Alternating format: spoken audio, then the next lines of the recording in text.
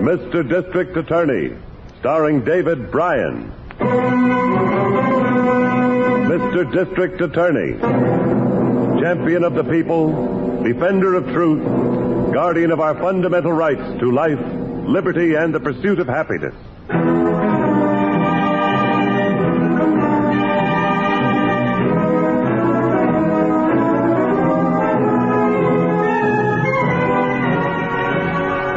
And it shall be my duty as district attorney not only to prosecute to the limit of the law all persons accused of crimes perpetrated within this county, but to defend with equal vigor the rights and privileges of all its citizens.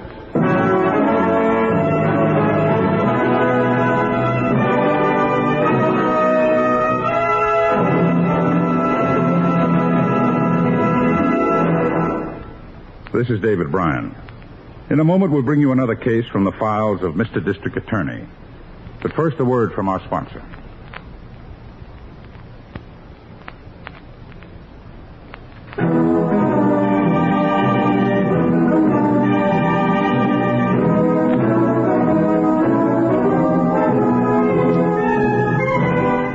And now, here is our star, David Bryan, as Paul Garrett, Mr. District Attorney.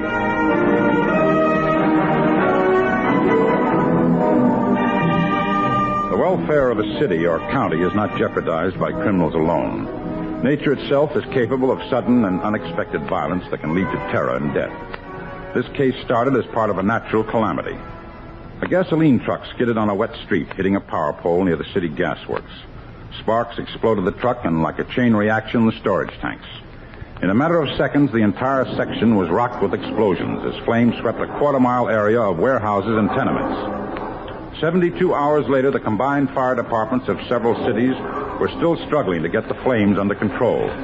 The death toll and damages were appalling.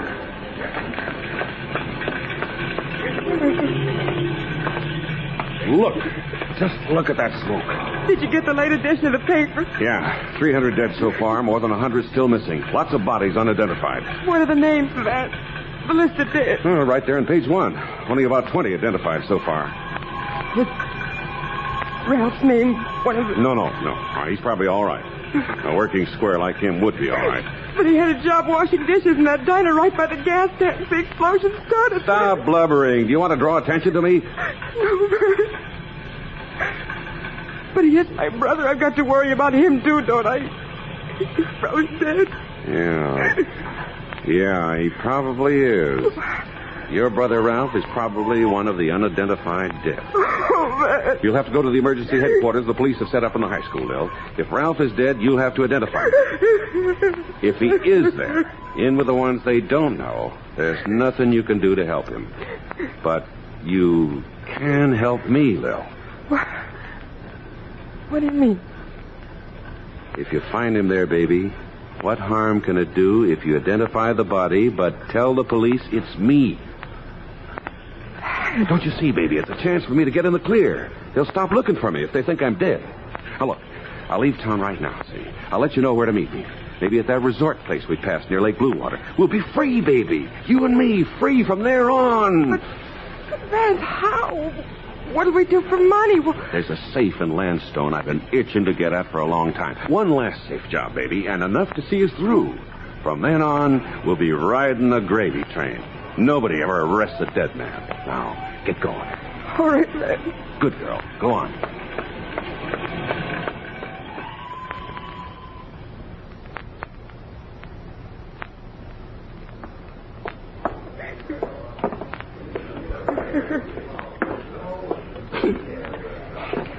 You're sure your husband isn't at any of the other places where bodies are being held? The city morgue? No. Only the identified ones are there. Are you a teacher at the school here, or detective, or what? Well, no, ma'am. My name is Garrett. I'm the district attorney. Keep your hopes up, but don't hope too much for a while. I'll be all right. These are pretty bad cases. I understand. This one seem familiar in any way? No.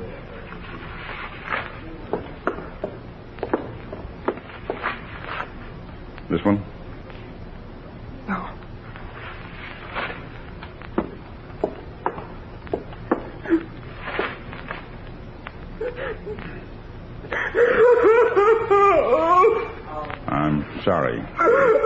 sorry. Are you sure? That ring on his finger. Well, I know it isn't easy, but try to get a grip.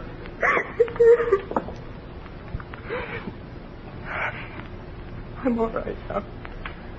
You'd better give me his name for the identification tag. His name is Vance. My husband, Vance Young. Vance Young? Yes. I'm afraid I'll have to ask you a few more questions, Mrs. Young. Would you mind stepping over here into the alcove?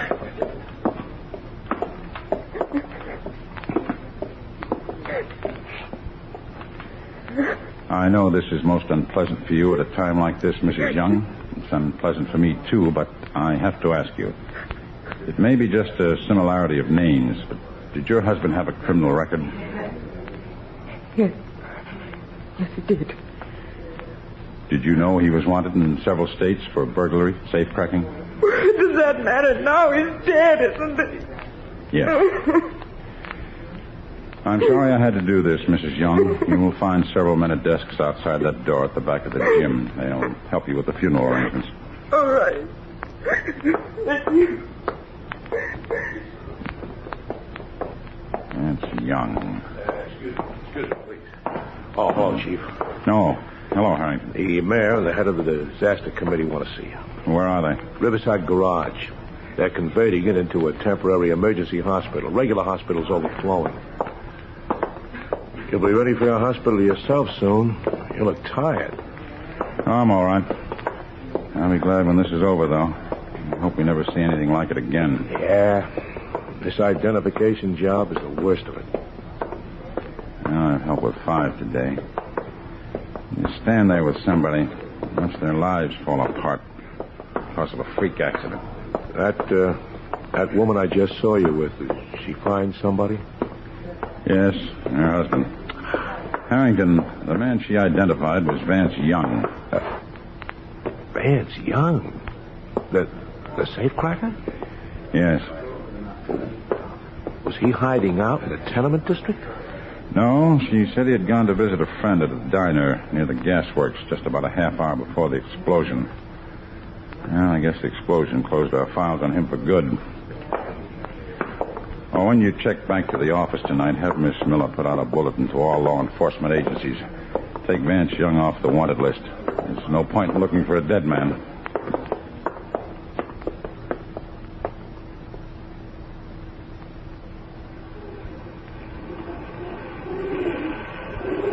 Sorry, fellas. That's all the breadcrumbs for today.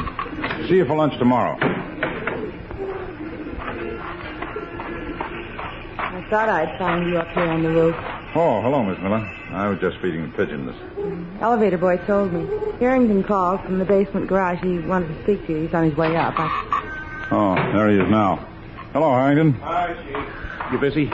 No. What's the matter? Well, I had to stop in at the county sheriff's office a few minutes ago. While I was there, his deputy called in from Landstone. Something he thought we might look into. What? A safe at the Landstone Mercantile Company was burglarized last night. A payroll job. Watchman was knocked out, but he's been treated, and he's okay now if you want to go out there and question him. Oh, we'd better go right away.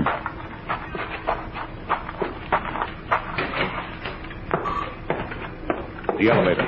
I'll ring. What was it, Harrington? A safe cracking? Yeah. Well, at least there's one safe specialist we can eliminate right from scratch on this one. Who? Vance Young. Oh, yes. I'd almost forgotten about him. Dead men don't rob safes, do they? And here's the elevator now. Basement garage, Joe.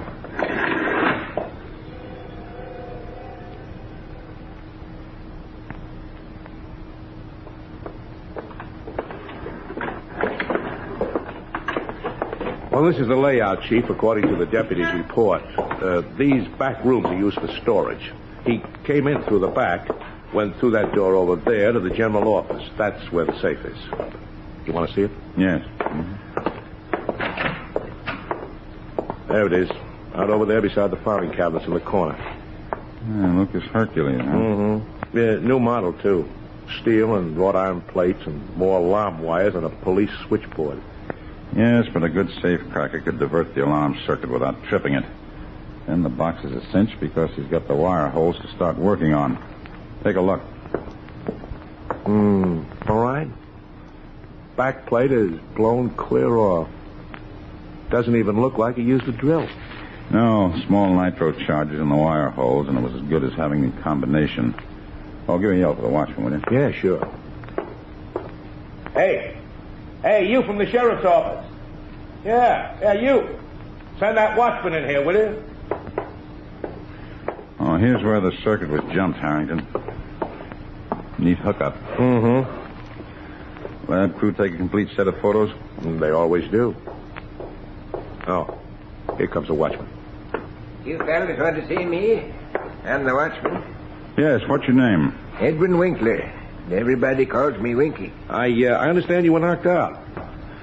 How's your head? Well, aspirin ain't going to help it any, I tell you. Think you're going to get that fella that did it? We'll be able to answer that better when all the fingerprints are checked. Fingerprints. He didn't leave none, I tell you. He's wearing gloves. I saw him. Looks like our best bet is going to be an M.O. check, Harrington. Yeah.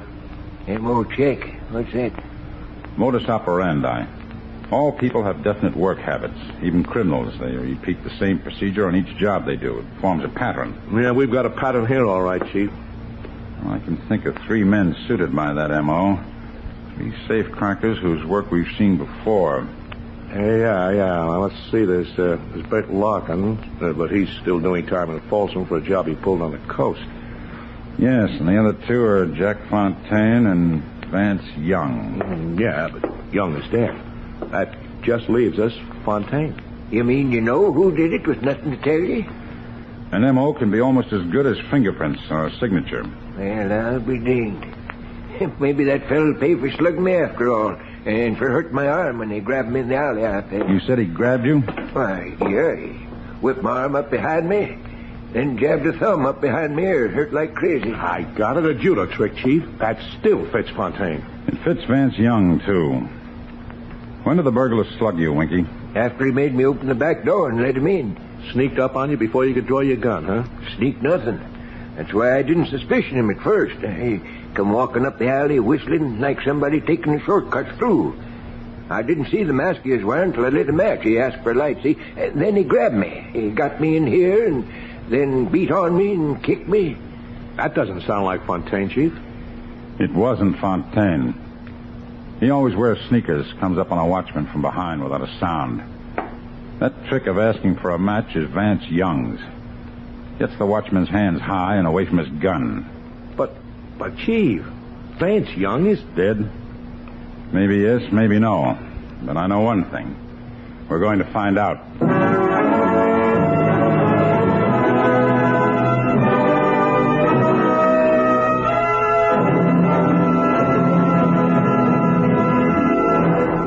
This is David Bryan. Before we continue with Mr. District Attorney in the case of the living dead man, here is an important message from our sponsor.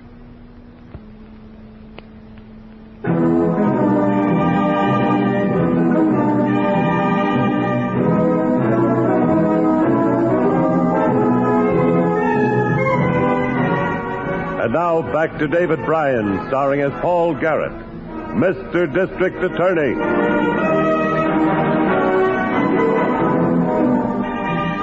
Explosions and fire in a natural disaster had destroyed a section of the city, killing more than 300 people. One of the dead had been identified by his wife, who admitted him to be a notorious safecracker wanted by the police. But now, suddenly, we were faced with a crime having all the earmarks of being committed by the man we thought to be dead. I went back to the office and started to check through the records. Here's the information you wanted on Young's wife, Mr. Garrett. Oh, thanks. She gave her name as Lillian Young, and she arranged burial with the disaster committee. Did she give an address? Yes, 1310 Morton Avenue. There's something the police made a notation on, though. What? That ring she said she identified the body by? Yes. Well, the undertaker turned it into the property claims division, but she's never showed up to claim it. I don't understand it. I swear to you, Miss Miller, that woman was not putting on an act. She was hurt. Very deeply hurt, and she made that identification. Come in. All right, Chief. Well, what'd you find, Harrington? Well, I checked on the tag number on the body. Young's body, or whoever it was. Fire department code showed that it was found in the vicinity of that diner by the gas works, all right. That's where the worst ones came from, the heart of that first explosion. All right, here's what we do. Mrs. Young didn't claim the ring she used in identification. Get it from the property section. I'll give you an order. Yeah. Lots of workers who escaped the blast, truckers, people like that, might have eaten at that diner. See if any one of them can remember seeing that ring before. See if they can tell you who owned it. Right. Meanwhile, Miss Miller, I want you to check the Hall of Records. Find out when and where Young and that woman were married. I want her maiden name, where she came from, everything we can get on her. Yes, sir. Where will you be, Chief, when I get finished? I'm going to try the home address Mrs. Young gave. You can follow me out there if you get anything.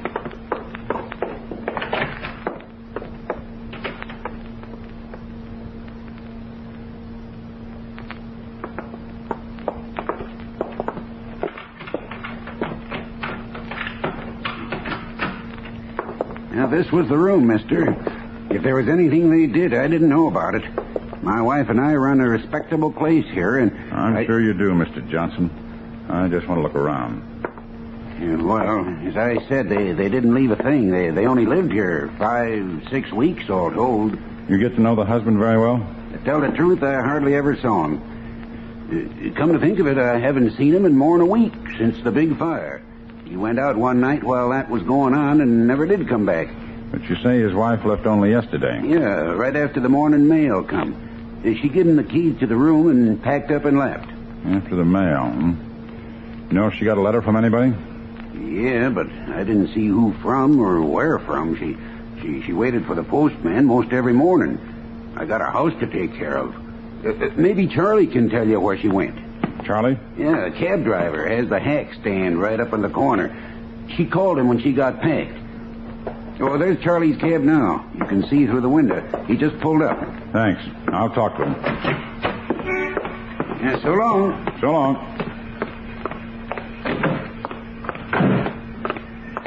Yes, sir, where to? What makes you think I want a cab? The way I seen you coming to me, I can spot a fair a mile off. Where to? Well, that's up to you, here or the police station. Oh, cop, eh? What'd I do, forget to answer the ticket? I'll ask the questions. You pick up a fare yesterday at 1310, the rooming house up the street? Yesterday? Now, let me think. Think faster. The landlord said you did. A woman named Lillian Young. Okay, so I picked her up. So what? Where'd you take her? Bus depot. You know which bus she took? Oh, no, I don't. But whatever it was, it left 11:05. You're sure of that? I ought to be sure. Almost got a ticket for speeding to get to it. We'd had plenty of time. She didn't make me come dashing back here the first time after we was almost halfway to the depot. Dashing back where? Back to the rooming house? No, back to the laundry up the street there. I guess she had some stuff in there, although she didn't bring a bundle out with her. The place up the street, huh? That's right. Hop in, I'll drive you up there. Oh, thanks, but there's a friend of mine I can ride with. Hello, Harrington. Come on, hop in. I was just heading for the rooming house when I spotted you talking to the cabbie. What's up? Young's been missing since the fire, but Mrs. Young checked out yesterday after getting the morning mail. Caught an 11:05 bus. 11:05. Yeah, that's a northbound, I think. Upstate in the mountain areas. Oh, we can check it later. You got anything on the ring? Oh, yeah. A guy who was off duty at the gas works when they blew. He used to eat at that diner. Said the ring belonged to a counterman named Ralph Brenner. He must have been our dead man. And Mrs. Young must have known him to cry the way she did. Oh, she knew him all right. Miss Miller checked on her. Her maiden name was Lillian Brenner. The guy in the diner was her brother. And that's why she was so broken up. And what's our move? The bus depot? No, a laundry up the street. What? Why? Because that's the last place Lillian Young stopped before she left town.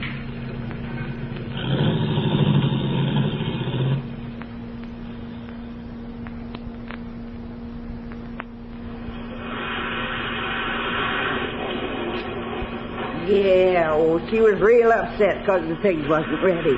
You know how things was. We're 5 days behind on our regular work because of the fire. Funny thing, the only one who complained about the laundry being late was Mrs. Young. Maybe that was only because she had to leave town. She had taken the stuff with her, finished or not. It hadn't been in the tubs. Oh, what did she leave? Oh, just shirts. Her husband's, I guess. Real good shirts, though, the kind you don't have to starch at all. And fancy colors. Oh, my old man wouldn't be found dead in some of them. She said she'd be back to pick up the shirts? No, she wanted them sent to her COD. Said she needed the money she had on her for traveling. Shirts like that, you'd think her and her man was rolling in money, but... We understand, but did she give you a forwarding address? Yeah, I got it right here in this book. Here we are. See, she wrote it down herself. Let me see. General Delivery, Chief. Lake Blue Water. It's ready now. They're there on that there shelf up there. I'm going to wrap them and mail them out tonight. We'll save you the trouble. Just wrap them and we'll deliver them for you. Young's Laundry isn't going to get there until we do.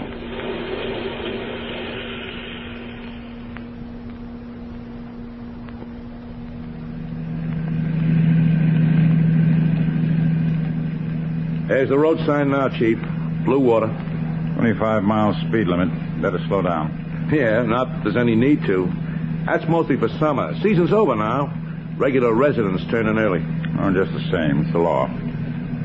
Yeah. Looks like you're right, though. Main Street's practically deserted. Mm-hmm. Looks like everything's closed up for the night already, except for the movie and the drugstore. Hey, we better find the hotel and turn in. No, I think we better drive out of town. Find a motel someplace on the highway. Motels up here aren't much. Mostly cabins with kitchens along the shore of the lake when we get past town. No, here's the end of town now. I can let her out here a little. I won't mind spending the night beside the lake. Air is crisp and fresh. By midnight, it'll be crisp and frozen. Here's the lakeshore turnoff. I hope we find a place open. We will. Some of the owners must stay on to do post-season repairs. You know, Chief, it's a funny thing about Young's wife remembering his shirts even when she was getting ready to run. I guess it's force of habit for a woman, huh? Strong thing, habit. Young's safe-cracking habits tipped us that he was still alive. Now, maybe his wife's habits are going to make him wish he were dead again. I think... Stop the car, Harrington. Huh? What is it? What's the matter? I just saw something. Back up. About 50 feet. What was it? Just a flash of something through the trees. Back up.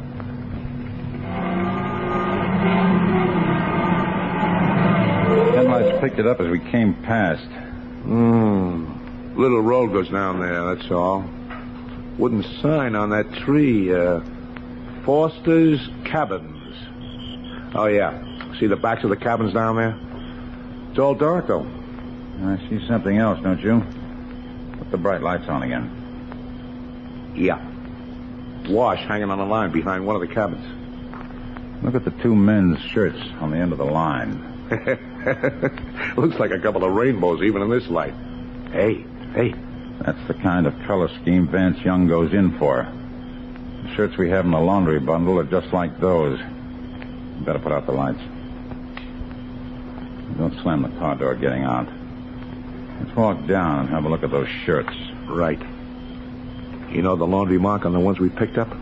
Yes, 4 numerals. 1310. Same as the address of the rooming house they lived in. 5 now.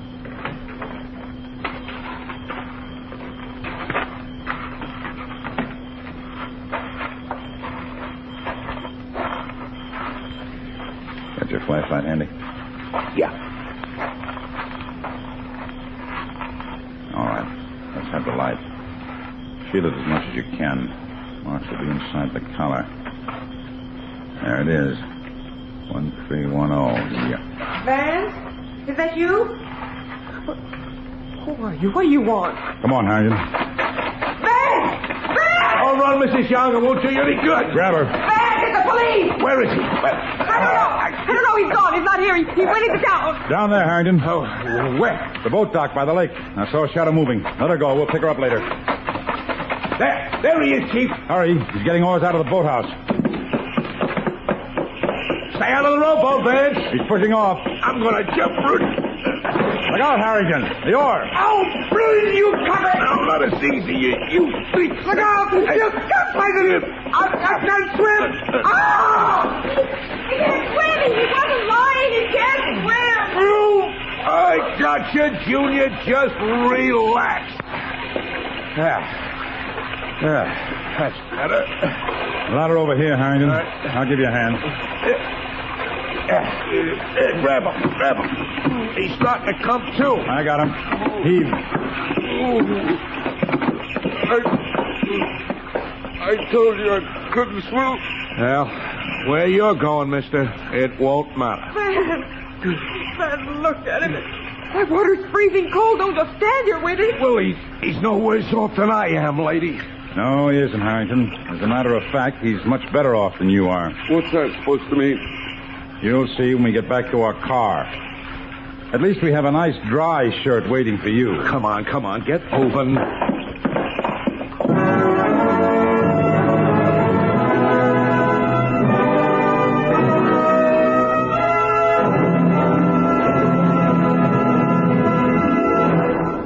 This is David Bryan again. I hope you've enjoyed this case from the file of Mr. District Attorney. I'll be back in just a moment after this message from our sponsor.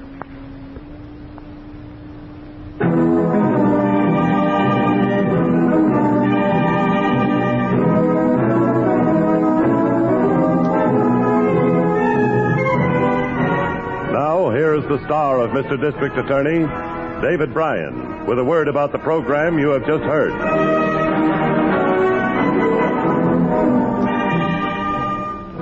Having been convicted 3 times previously for felonies, Vance Young, on this 4th conviction for burglary and assault, was sentenced to life imprisonment as an incorrigible criminal. His wife, Lillian Young, having no previous criminal record, was sentenced to 5 years in the women's penitentiary for aiding a criminal, obstructing justice, and willfully giving false information to law enforcement authorities. Now, this is David Bryan inviting you to join us when we present our next case based on the facts of crime from the file of Mr. District Attorney. Mr. District Attorney was originated by Phillips H. Lord.